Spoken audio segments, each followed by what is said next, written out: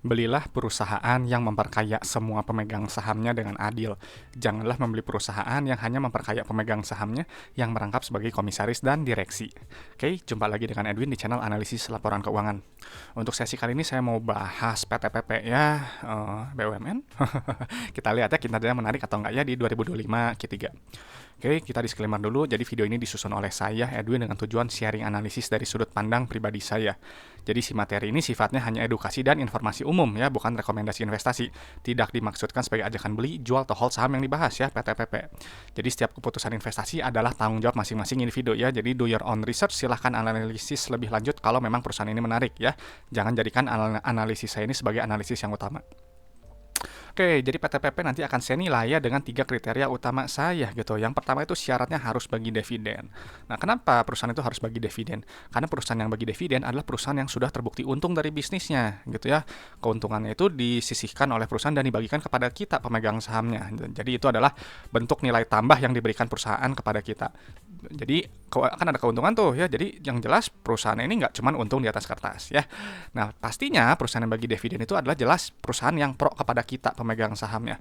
Jadi kalau misalnya dia nggak bagi dividen, ya saya biasanya curiga gitu. Mungkin perusahaan tersebut, kalau di luar ini ya, di luar operasional, mungkin hanya memperkaya tadi ya segelintir pihak, atau mungkin pejabat perusahaan, atau mungkin owner yang biasanya merangkap sebagai komisaris dan direksi gitu ya. Untuk top manajemen seperti ini biasanya gajinya udah ratusan juta tiap bulannya. Jadi kalau misalnya nggak bagi dividen gitu ya, harganya anjlok, terus mengelolanya juga asal-asalan, nggak profesional, udah nggak usah pusing ya, tadi kan gaji udah pasti masuk kantong. Nah tapi kalau kita cuma dapat ya tadi capital gain dan juga dari dividen gitu ya, jadi kita kadang ya, bukan kadang ya, harus selalu hati-hati dalam memilih perusahaan. Nah, terus perusahaan yang bagi dividen biasanya itu perusahaan yang punya kondisi bisnis yang sehat gitu. Jadi kalau kondisi bisnisnya lagi nggak bagus gitu ya, lagi rugi terus, arus kasnya lagi susah, utangnya terlalu besar gitu, akan kecil kemungkinan perusahaan tersebut bagi dividen ya, karena perusahaan ya pasti akan survival dulu ya, bertahan hidup dulu gimana caranya gitu. Jadi kalau memang teman-teman tahu nih ada perusahaan yang bagi dividen gitu ya, punya kondisi bisnis yang bagus, sehat gitu ya, pasti teman-teman itu belinya di bawah nilai wajarnya gitu ya, pada saat under value. Jadi jangan beli ketika harganya terlalu tinggi, dipucuk di harga yang premium ya, super premium gitu, kan nanti rawan koreksi gitu, takutnya koreksi dan akhirnya ya nyangkut gitu ya, mengalami capital loss gitu. Nah, jadi sebelum berinvestasi teman-teman itu harus gunakan akal sehat Anda gitu ya. Jadi ya jangan mudah FOMO lah, jangan mudah percaya analisis gitu, termasuk analisis saya gitu. Jangan mudah percaya stock pick, rekomendasi gitu ya, pendapat analis, jangan. Gitu, teman-teman itu harus analisis lebih lanjut gitu, harus punya alasan yang kuat kenapa beli saham tersebut gitu. Jadi harus mandiri. Nah, jadi kalau saya gitu tadi disinggung dengan nilai wajar gitu, memang yang saya lakukan dari 2016 sampai sekarang itu ya mengikuti konsep value investing. Jadi saya beli ketika harga sahamnya di bawah nilai intrinsiknya, pakai PBV gitu, cicil beli, lalu ketika sudah PBV-nya sampai ke 1 atau mencapai 1 kembali, ya udah jual aja, take profit gitu ya. Lalu mungkin bisa hold lebih lama kalau memang kinerjanya bagus gitu. Jadi kalau misalnya di tabel nih ya, misalnya saya belinya di 0,7 gitu ya, profit cuma 42%, udah gitu, belinya di 0,9 ya profit 11%, ya udah gitu ya. Jadi memang yang saya lakukan ini lambat gitu ya, nggak cari yang multi bagger, nggak cari yang untungnya ratusan persen gitu, jadi jangan diikuti. Nah ya, jadi memang ya prinsipnya untuk investasi secara umum itu ya memang kita harus sabar gitu ya, berorientasinya jangka panjang. Nggak bisa kita mengharapkan keuntungan tuh yang besar dalam jangka waktu yang pendek gitu ya, hitungan hari, detik malah gitu ya, atau cuma sebulan 2 bulan, itu agak sulit gitu ya. Biasanya kalau yang cepat kayak itu kadang bisa pas gitu ya sama momentum, dan juga ya ada keberuntungan juga gitu ya, masuk di waktu yang tepat, pemilihan saham yang tepat gitu. Nah, jadi ya selain itu ya harus fokusnya pada value ya. Jadi ini kan sifatnya subjektif dan relatif juga gitu ya. Teman-teman boleh pakai valuasi yang lain gitu, misalnya pakai enterprise value, pakai DCF, atau pakai GAR, terserah lah gitu ya. Kalau saya memang pakai PBV gitu ya, saya fokusnya di book value, update tiap 3 bulan sekali, lalu setelah itu tentukan entry price-nya gitu ya, masuknya di range berapa PBV-nya. Nah, saya sampaikan ini kenapa? Karena harga saham itu nanti pada akhirnya akan mencerminkan kinerja perusahaan dalam jangka panjang gitu ya, nggak jangka pendek gitu aja. Kalau jangka pendek nggak ada hubungan antara harga saham dan kinerja perusahaan ya.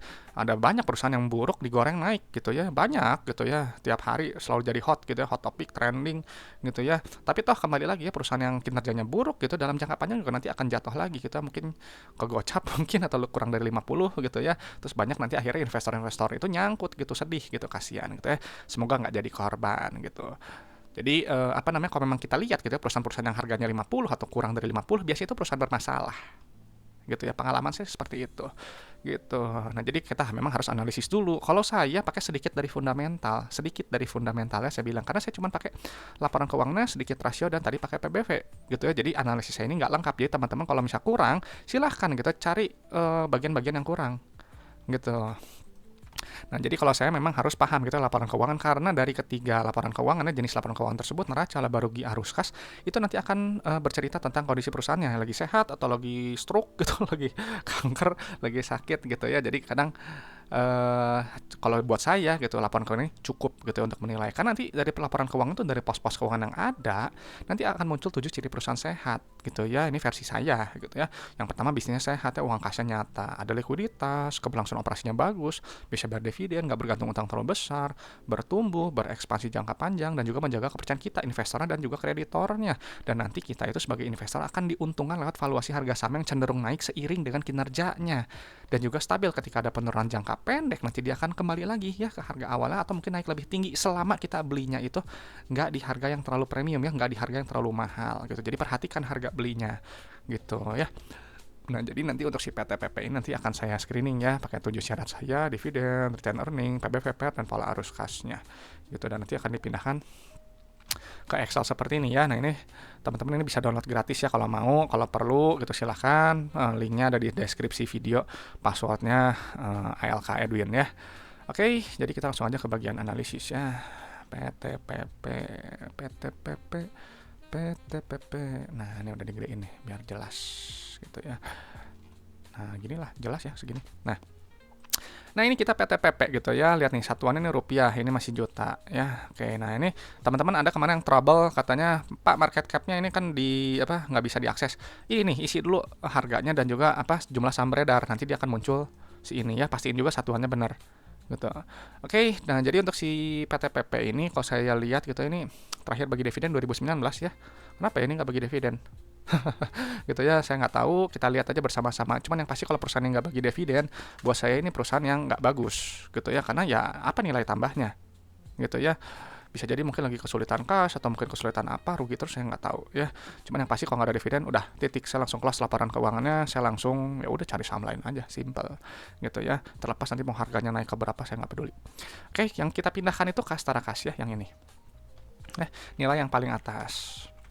Nah, ini kenapa harus kita pindahkan? Karena Kastara Kas ini adalah jumlah uang yang berada di dalam dompet perusahaan gitu ya. Jadi apa uangnya itu gitu ya, total uang yang dipunyai perusahaan itu ada fungsinya, itu digunakan untuk bayar operasional, bayar ekspansi usaha, dan juga bayar pinjaman ke bank. Jadi kalau nilai terlalu sedikit ya nanti bisa terganggu salah satu atau ketiganya gitu ya. Ibarat kalau kas ini untuk sehari-harinya lah gitu ya, bayar operasional dan lainnya gitu. Nah, tapi kalau nilai terlalu besar itu waspada juga ya, berarti perusahaan itu ya kurang bisa memanfaatkan kelebihan kasnya gitu ya. Padahal kelebihan kas tersebut gitu bisa dinikmati oleh pemegang saham dengan cara apa? Ya gampang, ekspansi usaha atau bayar pinjaman ke bank gitu supaya beban bunganya lebih ringan kalau masih ada gitu utang ke bank, atau mungkin bayar dividen dengan nilai yang lebih besar, atau mungkin juga lebih sering gitu ya, setahun bisa 2 kali, 3 kali, 4 kali gitu ya gitu. Nah, jadi itu kan nilai tambah untuk kita pemegang sahamnya. Atau yang terakhir, kalau udah bingung juga ya udah buyback saham aja, simple gitu ya, membagi faktor pembagi antara buat apa EPS sama dividen per share. Jadi kita nilainya itu dividennya lebih besar, earning per share juga di laporan keuangan akan lebih bagus, lebih besar gitu ya. Harus bisa itu cari perusahaan itu yang pintar lah ya gitu, yang pro kepada kita pemegang sahamnya. Nah, ini kan cuman untuk Kastara Kas untuk periode sekarang ini ada turunnya lumayan ya. Penurunan berapa nih, juta, miliar, triliun ya. 1,5 ya, turun 1,5 triliun. Kenapa nih? Kita lihat aja ya. Nah, memang ini ada rasio 1 ya. Jadi apa namanya, jumlah uang kasnya ini kalau kita hitung dibagi dengan market cap gitu, ini udah di bawah jumlah kasnya. Jadi sebenarnya ini udah cukup murah juga sebenarnya secara uang kas ya, secara kasnya gitu. Ini bisa jadi bahan pertimbangan juga. Oke, nah ini kita lihat ya. Apa namanya, nih di ekuitas dulu ya, di ekuitas pilih yang saldo laba ya, yang ini.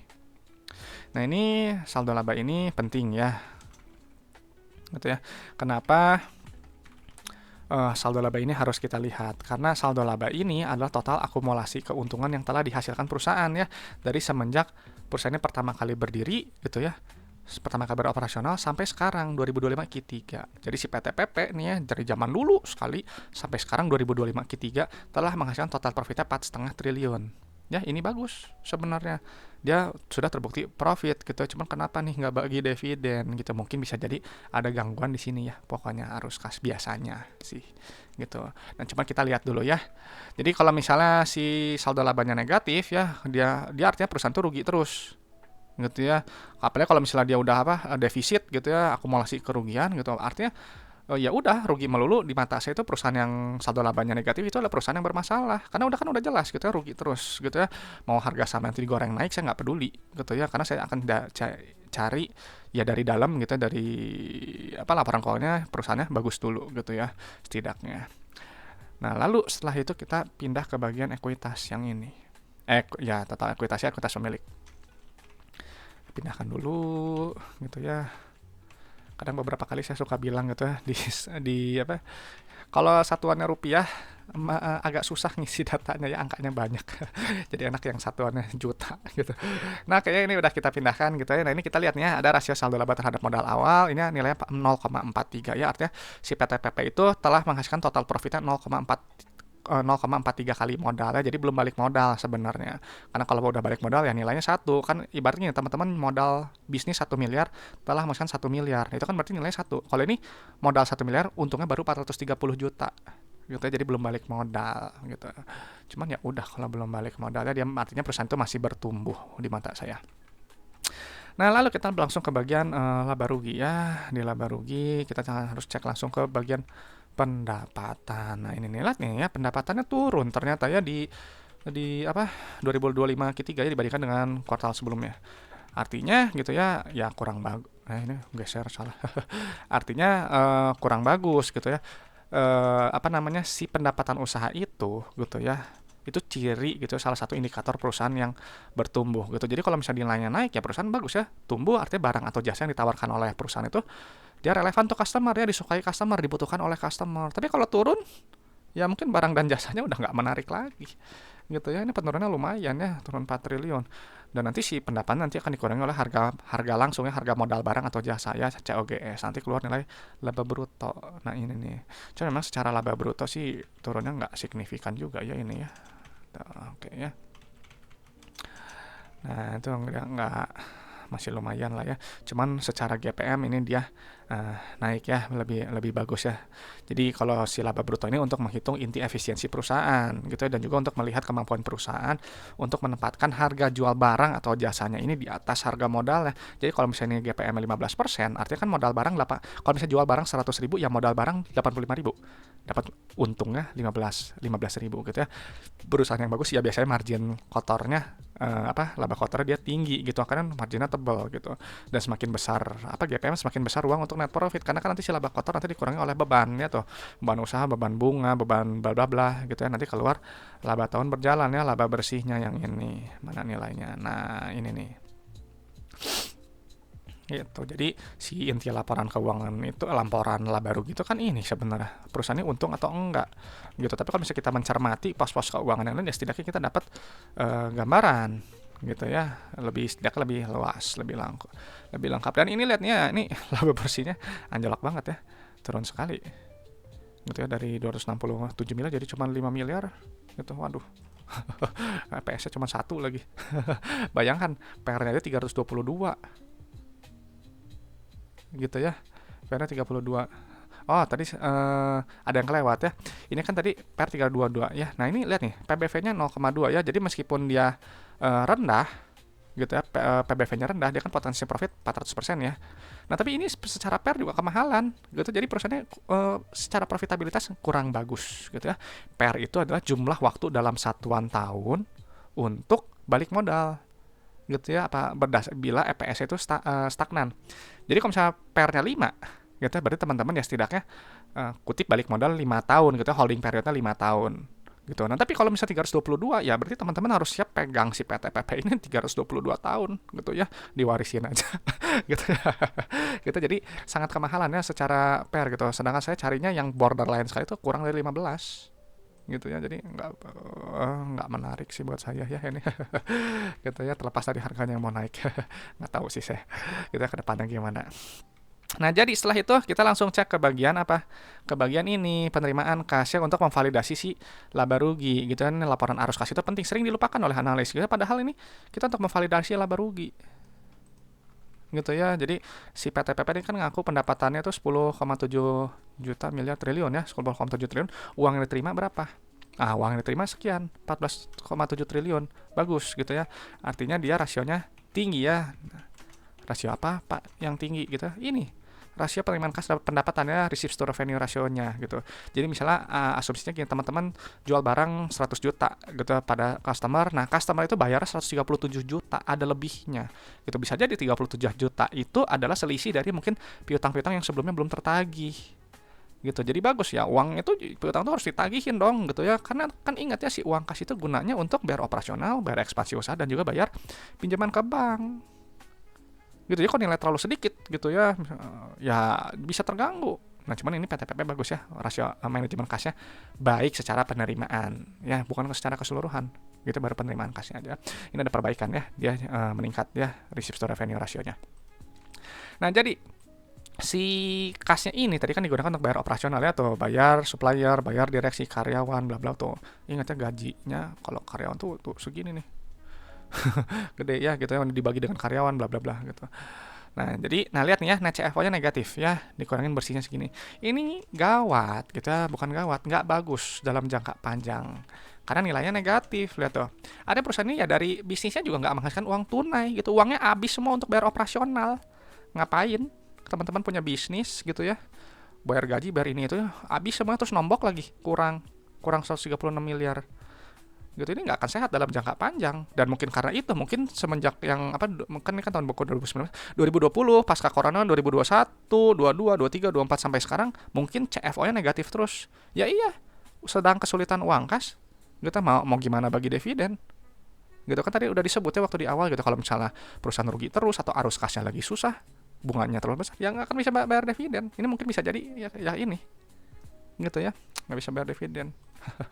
Terus dia berekspansi usaha juga ya, ini bagusnya nilainya negatif gitu ya. Perusahaan yang bagus ya memang harus berekspansi gitu ya, belanja modal gitu. Cuman apa namanya, untuk yang PTPP ini ekspansi usahanya dia nggak seagresif yang periode sebelumnya ya, cuman seperempatnya gitu. Yang bagus ya memang nilainya negatif gitu ya. Cuman ya kembali lagi, ini kan tuh negatif ya, berarti kalau kurang berarti harus pinjaman ke bank. Tapi ternyata ya dari arus kas pendanaannya, ternyata dia malah bayar pinjaman gitu. Bagus ya, dia berusaha melunasi itu pembayaran obligasi, pembayaran utang tuh lebih besar daripada pinjaman utang ya.